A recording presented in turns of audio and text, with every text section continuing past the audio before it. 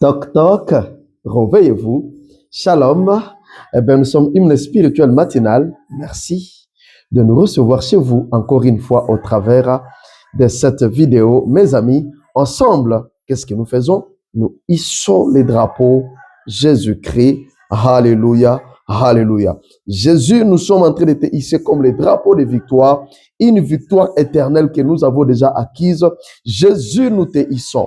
Jésus, nous te hissons. Jésus, nous te hissons. Et lorsque nous te hissons, des maladies disparaissent. La mort a perdu pédale. Lorsque nous te hissons, les morts ressuscitent, les paralytiques marchent, les stériles reçoivent au nom de Jésus, les pauvres deviennent riches, les maudits deviennent des bénis au nom de Jésus-Christ. Oh, les limités deviennent des personnes épanouies. Ils sont les drapeaux. Jésus-Christ ensemble, bien-aimés dans le Seigneur. Wouh! Jésus, nous sommes en train de te hisser ce matin. Nouveau jour, nouvelle vie, nouvelles opportunités pour vous et pour moi, bien-aimés frères et sœurs. Alléluia, alléluia. Je pense que vous allez bien et qu'ensemble, mes amis, nous sommes préparés pour hisser les drapeaux Jésus-Christ.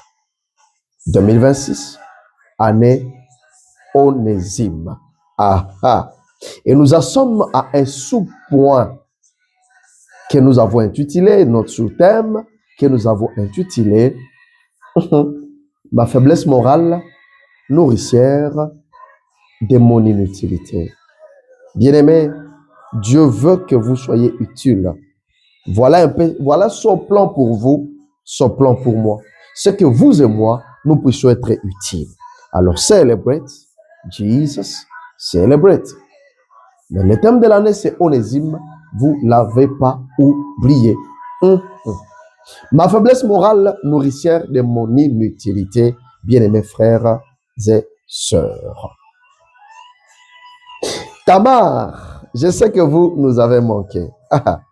Beaucoup nous ont cherché hier, mais il y a un problème technique qui ne nous a pas permis de mettre hymne spirituel matinal. Mais gloire à Dieu, nous sommes là ce matin.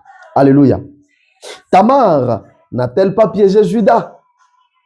C'est la préoccupation d'un frère. Tamar n'a-t-elle pas piégé Judas? Qu'en pensez-vous, pasteur? Un frère nous a posé sa préoccupation. Merci encore pour vous tous qui posez vos préoccupations, qui posez des questions. C'est ensemble avec le Saint-Esprit que nous essayons d'aller vers la lumière parce que la Bible dit que nous connaissons peu, nous prophétisons peu. Donc c'est à moitié, mes amis. Alors, c'est par la grâce de Dieu que jour après jour, nous sommes en train d'avancer. C'est ensemble avec vous. Est-ce qu'on peut acclamer pour tous ceux-là qui posent des questions et qui posent des préoccupations? Parce que ça nous permet d'avancer. Mais aussi ce matin, coucou à tous ceux-là qui suivent hymne spirituel matinal, mais qui n'ont jamais réagi. Nous vous aimons bien, soyez bénis. Mais et si on s'abonnait à masse aujourd'hui? Toi aussi, tu ne vas pas continuer à regarder sans t'abonner quand même. C'est aujourd'hui que tu le fais, n'est-ce pas? Que Dieu te bénisse. Tamar n'a-t-elle pas piégé Judas? Tamar n'a-t-elle pas piégé Judas? Qu'est-ce que moi j'en pense? Bien sûr que oui. Bien sûr que oui, si vous lisez bien les Écritures, mes amis, comprenez avec moi que Tamar n'était pas une prostituée. Tamar n'était pas une prostituée. Elle était une femme au foyer.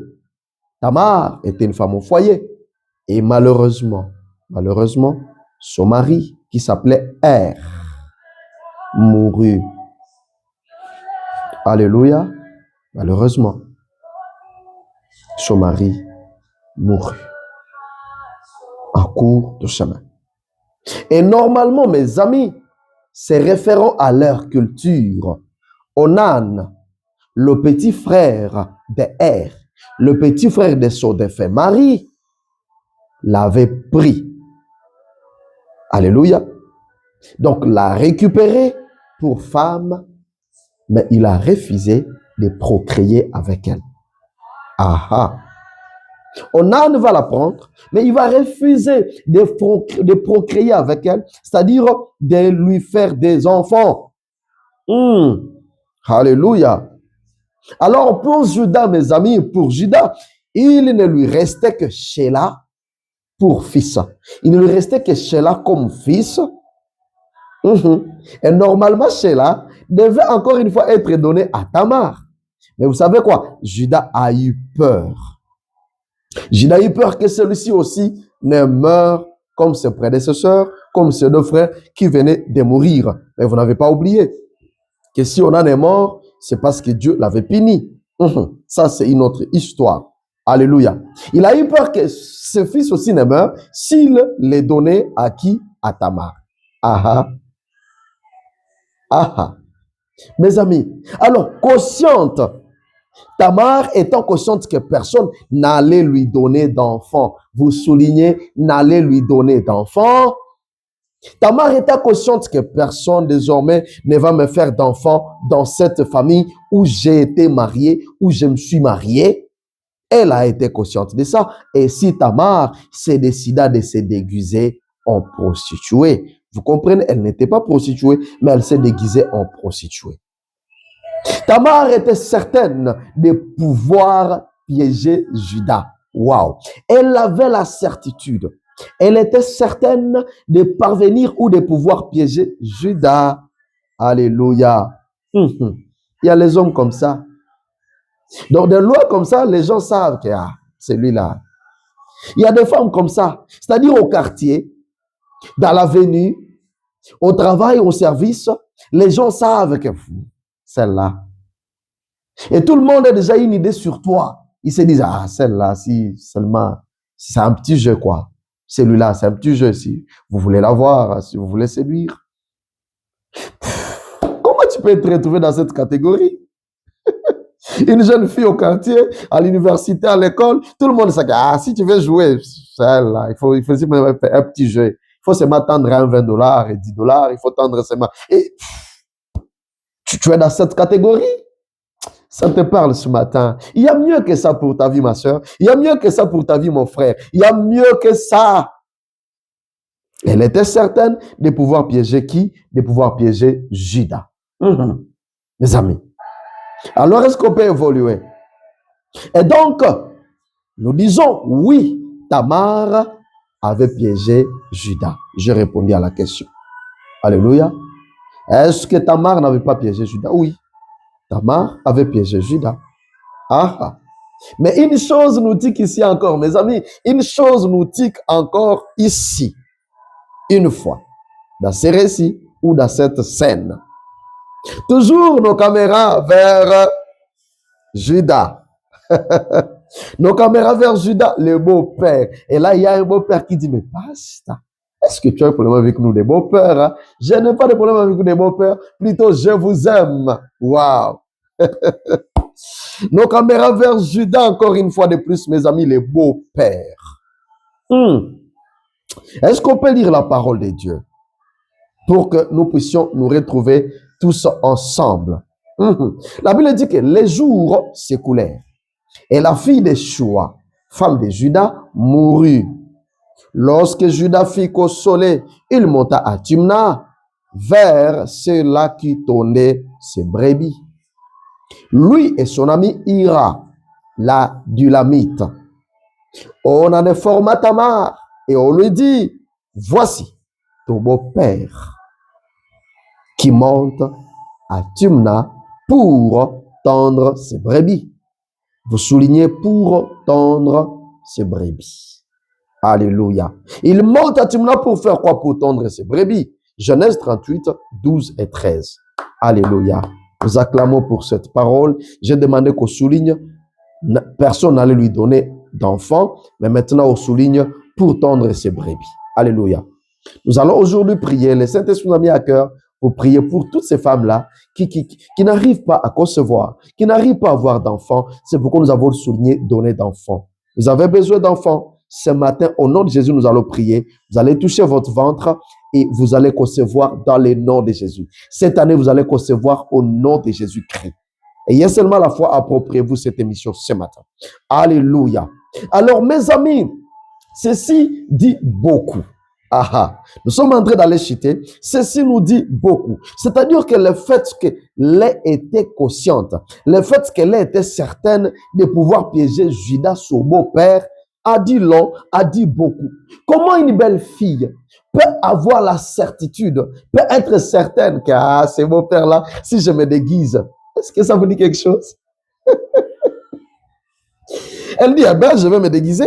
Et puis, elle est certaine que si je me déguise seulement, je fais un mouvement. C'est comme ça qu'il y a des jeunes femmes. Il y a des femmes là, tout ça. Elle sait que si je bouge seulement comme ça, je fais seulement comme ça. Comme ce vieux papa là, comme ce frère là, il n'aime pas voir les derrière des femmes. Il n'aime pas voir des poitrines de femmes. Il n'aime pas voir les filles qui font des fiers. Il va tomber. Je vais la voir. Il est capable même de trahir sa femme, de trahir son mari. Elle était certaine. Et le fait qu'elle était certaine, mes amis, de piéger son beau-père ici, mes amis, nous dit beaucoup. Tamar avait une certaine pensée concernant quoi? Concernant les qualités morales de son beau-père. C'est-à-dire que Tamar avait une certaine idée sur les qualités morales, la faiblesse morale de Juda. Tamar, vivant dans cette maison, avait déjà détecté ça, avait déjà vu ça.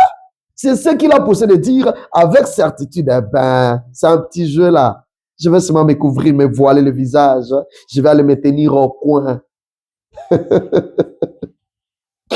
Waouh! Tu es là, tu t'habilles en veste, tu es dans des jupes, mais ta qualité morale. Il y a les enfants qui jouent avec toi, des petites filles, des petits garçons. Tu es femme au foyer, apparemment, mais il y a les gens qui se jouent avec toi. Les gens se jouent de toi. Ils savent que celui-là, c'est un petit jeu. Si on faisait comme ça. Que Dieu nous aide, que Dieu nous fasse grâce. Nous sommes en train d'aller chuter, mes amis. Est-ce que ça te parle? Et si ça te parle, c'est parce que Dieu t'aime. Tu as certainement quelque chose à faire ce matin pour changer ta façon de vivre. Alléluia. Nous disons qu'elle était certaine de pouvoir se jouer de celui-ci à cause de ce qu'on appelle les qualités morales de son beau-père. Elle avait une certaine pensée, une certaine connaissance sur les qualités morales de son beau-père. Juda était manifestement beau-père. Il était manifestement beau-père, mais Tamar avait déjà vu les côtés les pères. Tamar avait déjà vu les côtés les pères dans ses papas, dans ses beaux-pères, mes amis. Il était manifestement, mais il ne l'était pas en réalité. Alléluia. La Bible dit qu'il était parti à Timna pour faire quoi? Pour tondre ses brebis. Il est parti pour faire quoi? Il avait une mission, il allait tondre ses brebis. Mais comme Juda était l'un de ces gens-là qui ont la faiblesse morale, il était d'une faiblesse morale.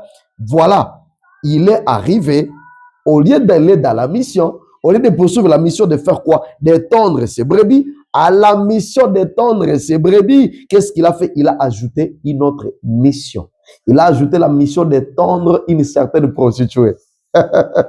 Mes amis, tondre, peut-être ça vous dépasse. Tondre signifie, dans cette culture-là, et les gens qui font l'élevage, ils tondaient les brebis, c'est-à-dire enlever les poils, couper les poils de leur brebis. Lorsque la brebis avait beaucoup de poils qui pouvaient nuire, qui pouvaient peser, alors les éleveurs avaient l'habitude de tondre, c'est-à-dire raser, comme on se fait coiffer.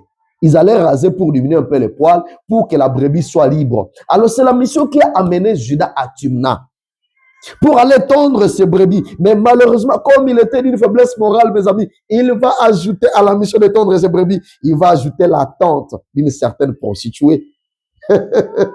C'est lui qui est parti, il a ajouté cela dans sa mission, d'aller tondre les prostituées. C'était Tamar, mes amis. Cette prostituée, ce n'était pas une prostituée. Ce n'était pas une prostituée. Malheureusement, pour lui. Heureusement pour Tamar, ce n'était pas une prostituée, c'était Tamar, sa belle-fille. Tu es là, je te vois.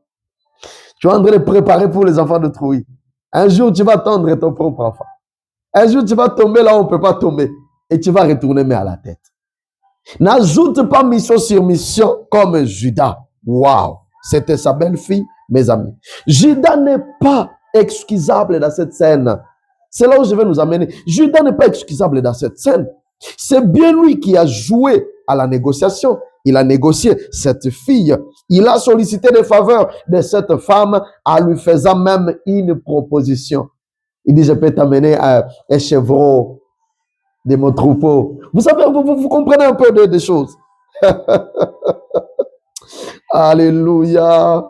Judas, Judas, Judas, je te regarde. Dieu te voit ce matin.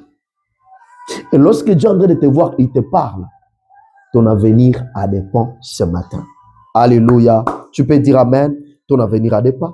Tu es là pour travailler. Dans cette ville, tu es parti travailler. Dans cette entreprise, tu es là uniquement pour le travail. Ta famille est à la maison. Ta femme est à la maison. Ton mari est à la maison. Tu es dans cette école-là pour enseigner, pas pour tendre les élèves, mon frère. Alléluia. Tu es dans cette église-là pour l'idée, pour amener les enfants tout doucement jusqu'au retour de Christ. Alléluia. Rien d'autre. Mais tu t'es ajouté la mission de tondre les élèves, de tondre les chantres, de tondre... Non, ce n'est pas ta mission. Ton avenir a dépend ce matin. Dieu est en train de te parler. Tu es là-bas pour des vacances. Tu es parti en vacances. N'ajoute pas aux vacances d'autres choses. Tu es là-bas, tu as voyagé, tu as dit, je voyage pour des vacances. Tu es une femme au foyer. Tu es un mari d'une femme. Tu es là pour les vacances. N'ajoute pas aux vacances autre chose. Dieu te regarde ce matin. Que Dieu nous aide. N'ajoute pas mission sur mission. L'Éternel Dieu te parle. Mes amis, pour clôturer, je dirais ceci. Le plus souvent, ce n'est pas l'habillement de l'autre qui est le problème. Ce n'est pas l'habillement de l'autre qui pose problème, mais notre interprétation de son habillement. Tu peux retenir cela. Mes amis, j'aimerais dire ceci encore, que nous ne pouvons pas contrôler les intentions de l'autre, mais les nôtres, nous pouvons les dompter. Et si ça t'a parlé, dis Amen. Viens commenter. Envoie cette émission à plusieurs personnes. Je vais prier pour les femmes stériles ce matin. Tu peux poser ta main sur ton ventre et selon ta foi, le miracle va se passer. Père, au nom de Jésus, Tamar, elle a fait tout ça dans l'idée de chercher à avoir d'enfants parce qu'elle disait, personne ne va me donner d'enfants. Ça s'impose, c'est un besoin pour toute femme de pouvoir porter d'enfants. Regarde ces femmes partout dans le monde. Cette femme ici qui me regarde, et c'est toi qui agis à ces lieux. Permets à cette femme d'avoir d'enfants au nom de Jésus. Avant la fin de cette année, permets à cette femme de concevoir dans le nom de Jésus-Christ. Amen, amen, amen. Une petite question. Et si Tamar faisait tout cela dans le but de se rendre utile? On y reviendra plus tard par la grâce de Dieu. Bye bye.